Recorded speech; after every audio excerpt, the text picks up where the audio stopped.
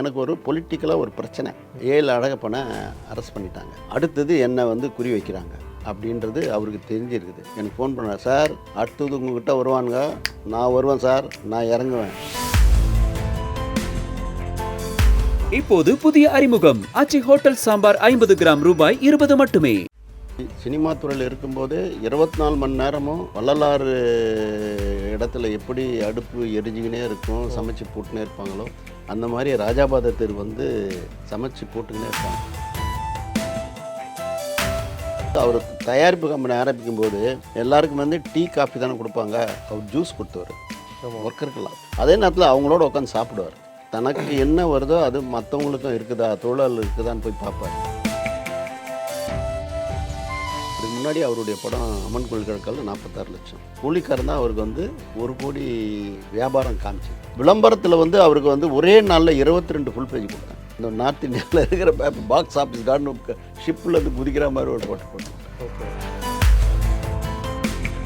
கூலிக்காரனுக்கு வந்து புரட்சி நடிகருக்கு புரட்சியும், கலைஞருக்கு கலைஞரை வச்சு புரட்சி கலைஞர் பட்டம் கொடுக்க போகிறேன் அப்படின்னு. சார் பாருங்க சார், யோசனை பண்ணுங்க. இல்லை யோசனை நான் வச்சுட்டேன் அப்படின்னு. கடைசி வரல இன்னும் தேதி வரல புரட்சி கலைஞர் தானே. ஆமாம். Merry Christmas and a Happy New Year. The Chennai Silks. Let the celebrations begin. Poorvika appliances இப்போ பிரம்மாண்டமா OMR துறைப்பாக்கத்தில். சார் வணக்கம் சார். 1 வருஷம் நிறைவடைஞ்சிருச்சு நம்மளோட கேப்டன் நம்மளை விட்டு போய். ஸோ கரெக்டாக அந்த நாள் இன்னும் ஞாபகம் இருக்குது. ஆனால் இன்னமும் தமிழக மக்கள் அந்த சோகத்துலேருந்து மீளாமல் தான் இருக்காங்க. இப்போவும் அந்த ஆஃபீஸில் கூட்டத்தை பார்க்க முடியுது. தினமும் மக்கள் வந்து போய் வந்துட்டுருக்காங்க. அது வந்து அவங்களோட அன்பை காட்டுது. ஸோ இந்த 1 இயர் கேப்டன் பிரிஞ்சது அப்படிங்கிறது தமிழக மக்களால் நிறைய பேரால் ஏற்றுக்கவே முடியல. நீங்கள் அவரோட நெருங்கி நிறைய பழகிருக்கீங்க. உங்களுக்கு எப்படி இருக்குது சார் இந்த 1 இயர் பாஸ் ஆனது?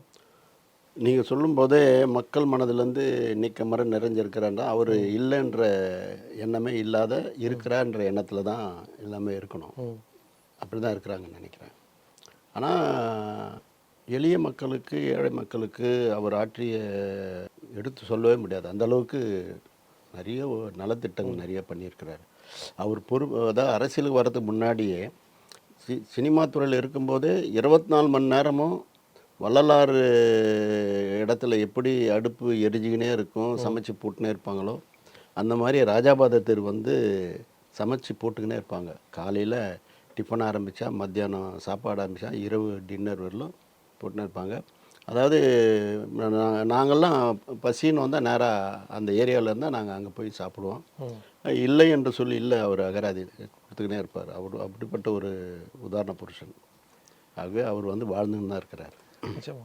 அண்ட் நீங்கள் இந்த சாப்பாடு விஷயம் சொல்லும்போது நாட் ஜஸ்ட் இந்த சினிமா வாய்ப்பு தேடுறவங்க, டேரக்டர்ஸ், அசிஸ்டன்ஸ் இவங்கெல்லாம் அந்த இடத்துல போய் சாப்பிடுவாங்க அப்படிங்கிறத தாண்டி நீங்கள் சொன்ன மாதிரி சில டைம் வந்து சினிமா பிரபலங்களே அங்கே போய் சாப்பிடுவாங்க. ஏன்னா ஃபுட் அவ்வளோ குவாலிட்டியாக போடுவார்னு கேள்விப்பட்டேன். பத்திரிகை நண்பர்கள் அத்தனை பேர் அங்கே தான் சங்கமமாக இருப்பாங்க. அது ஒரு வேடந்தாங்கல். எங்களுக்கு வந்து இலைப்பாறுவதற்கு அது ஒரு வேடந்தாங்கல் தான். அப்படி தான். பட் அது நம்ம சொல்லும் போது ஈஸியாக சொல்லிடுறோம் சார். ஏன்னா இன்றைக்கி இருக்கவங்களுக்கு அது புரியுதான்னு கூட தெரில. ஈஸியாக ஓகே சாப்பாடு போட்டார் அப்படின்னு சொல்லிடுறாங்க. பட் அதை 24 ஹவர்ஸும் நீங்கள் சொல்கிற மாதிரி அத்தனை வருஷமாக கன்சிஸ்டண்ட்டாக போட்டதுங்கிறது எவ்வளோ பெரிய விஷயம் அது. இதுக்கு மேலே அவர் ப்ரொடக்ஷனில் முதல்ல வந்து அவர் தயாரிப்பு கம்பெனி ஆரம்பிக்கும் போது எல்லாருக்கும் வந்து டீ காஃபி தானே கொடுப்பாங்க, அவர் ஜூஸ் கொடுத்தவர், இளநீர் கொடுத்தவர் ஒர்க்கருக்கெல்லாம். லாரி இளநீர் வந்து இறங்குன்னு கேள்விப்பட்டிருக்கோம். பாதாம் கீர் கொடுத்துருக்கிறாரு, நிறைய பண்ணியிருக்காரு. அதே நேரத்தில் அவங்களோட உட்காந்து சாப்பிடுவார். தனக்கு என்ன வருதோ அது மற்றவங்களுக்கும் இருக்குதா, தொழிலாளர் இருக்குதான்னு போய் பார்ப்பார். அண்ட் இந்த டி நகரில் அந்த ராஜபாதர் தெருவிலுமே திடீர்னு ஒரு நடுவுலேருந்து ஒரு பொட்டலம் எடுத்து சாப்பிட்டு பார்ப்பாரு. ஏன்னா மேலே மட்டும் நல்லதாக காமிச்சிட்டு கீழே வந்து ஏதாவது பண்ணிட போகிறாங்கன்னு சொல்லி ஃபுல்லாக செக் பண்ணுவார். இல்லை, நீங்கள் அவர் சாப்பிடும்போது அங்கேயே போய் உட்காந்துடுவார். அவங்களோட உட்காந்து சாப்பிடும்போது அது டெஸ்ட் பண்ண வேண்டிய அவசியமே கிடையாது. இன்னொன்று இப்போ இருக்க ரசிகர்கள் வந்து அவங்களோட ஸ்டாரை பார்க்கணும், அவங்களோட ஹீரோவை பார்க்கணும் அப்படின்னா பார்க்கவே முடியறதில்ல. அவங்க மோஸ்ட்லி வெளியே வரமாட்டாங்க. ரசிகர்களை சந்திக்கிறதே ரொம்ப ரேரான ஒரு அக்கேஷன் ஆகிடுச்சு. பட் அந்த டைமில் ஊர்லேருந்து வரவங்க எல்லாருமே வந்து கேப்டனை போய் பார்த்துருவாங்க. கண்டிப்பாக பார்ப்போம்.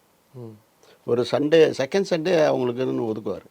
ஸோ ரெகுலராக அந்த மாதிரி எப்பயுமே மீட் பண்ணுறாங்க நிறைய பேர். உங்களுக்கு ஞாபகம் இருக்கா சார் ஃபஸ்ட் டைம் அவர் மீட் பண்ண அந்த மெமரி? முதல் தடவை நீங்கள் மீட் பண்ணது, அதுக்கப்புறம் நிறைய படங்களே பண்ணியிருக்கீங்க, பட் முதல் மீட்டிங் ஞாபகம் இருக்கா? நான் அவர் வந்து அவர் ஒரு ஷூட்டிங் ஸ்பாட்டில் தான் நான் அவரை ஏவிஎம் ஸ்டுடியோவில் தான் பார்த்தேன். பார்க்கும்போது யார் படத்துக்கு டேட்டு கேட்குறேன்.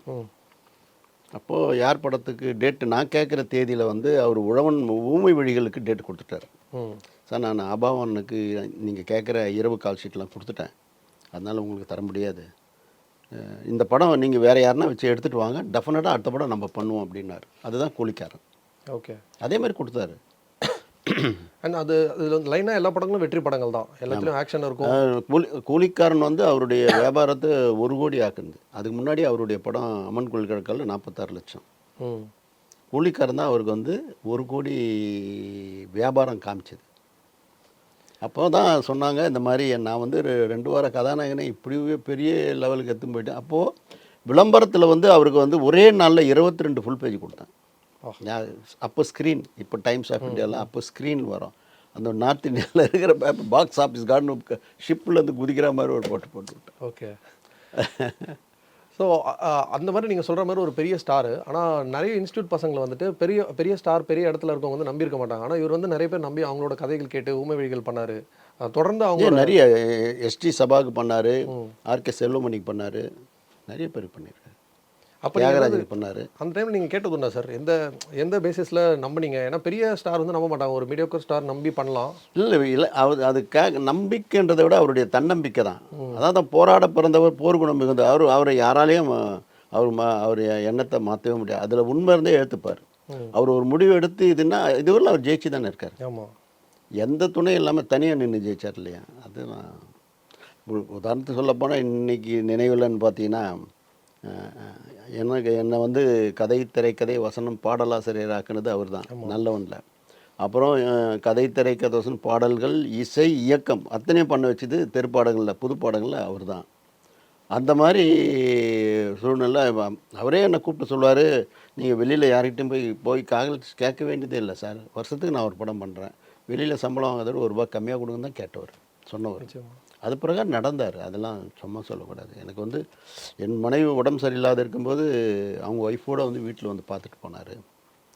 அந்த மாதிரி ஒரு அதாவது ஃபேமிலி ரிலேஷன் பாண்ட் நம்மள்தெல்லாம். அவருக்கு கல்யாணம் நான் கலைஞர் தேதி வாங்கி நான் தானே அதை நடத்தி வச்சதை.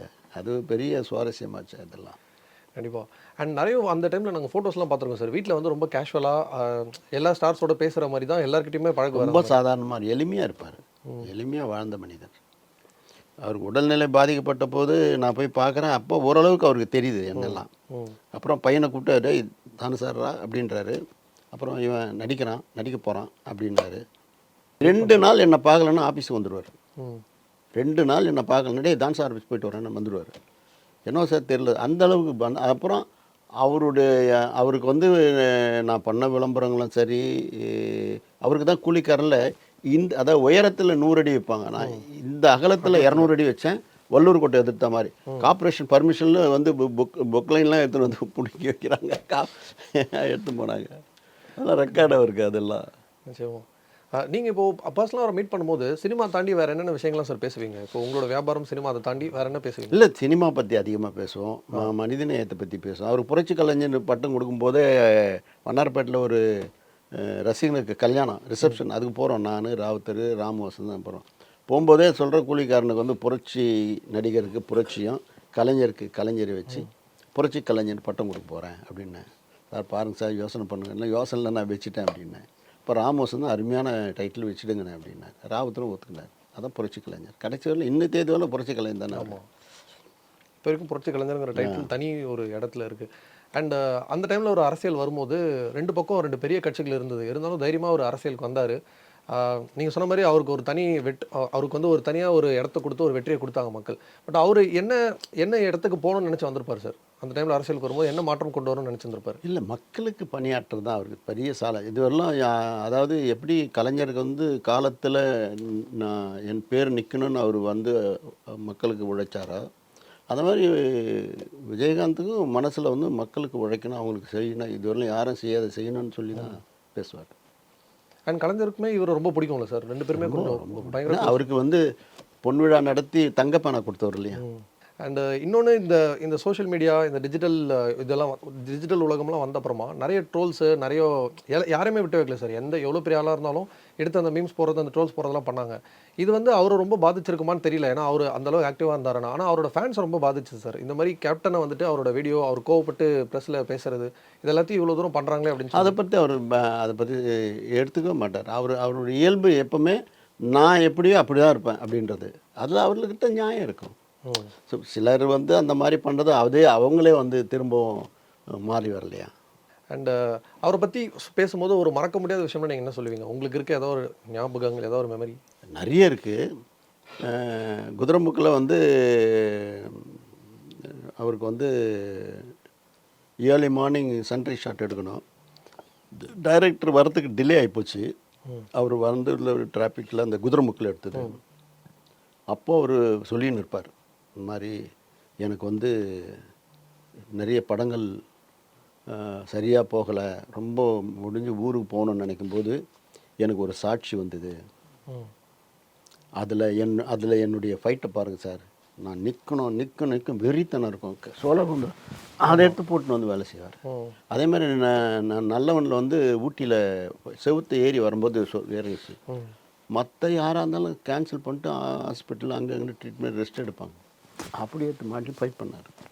நீங்கள் பார்த்து ஒத்த கையில் அடிப்பார். ஆமாம், இந்த கையில் தான் அடிப்பார். இந்த வச்சு இதுலேயே அடிப்பார், லெஃப்ட்லேயே அடிப்பார். அது அதோட மட்டும் இல்லை, ஒரு நாள் ஏவிஎம்மில் டப்பிங் தேட்டர்லேருந்து நான் வெளில நடந்து வந்துன்னு இருக்கேன். இவர் காரு அம்பாசிடர் கார் 2ஆம் நம்பர் காரு சுற்றி வருது. திடீர்னு கார் நிற்கிது. சார் விஜய் சார் கார் நிற்கிது அப்படின்ட்டு நான் நிற்கிறேன். கார்லேருந்து இறங்கி ஓடியாரார்.